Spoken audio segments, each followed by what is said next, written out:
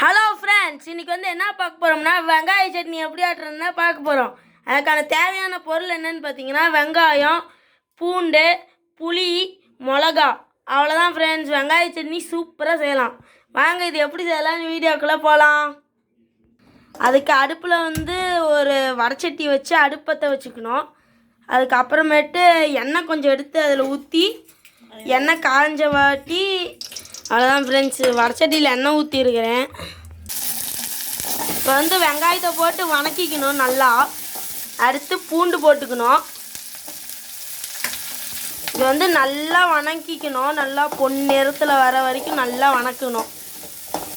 பாருங்கள், சொன்ன மாதிரியே இது ஆயிடுச்சு. இப்போ மிளகா போட்டுக்கலாம்.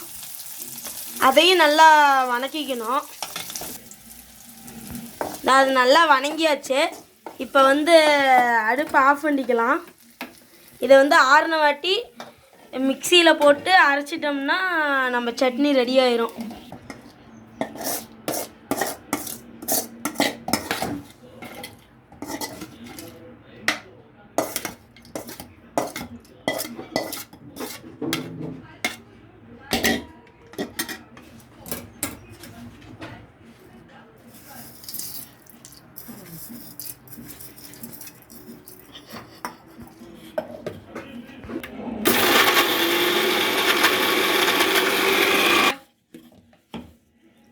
அவ்வளோதான் ஃப்ரெண்ட்ஸ், வெங்காய சட்னி முடிஞ்சுது. அடுத்த வீடியோவில் பார்க்கலாம். சப்ஸ்கிரைப் பண்ணுங்கள், லைக் பண்ணுங்கள், ஷேர் பண்ணுங்கள், கமெண்ட் பண்ணுங்கள்.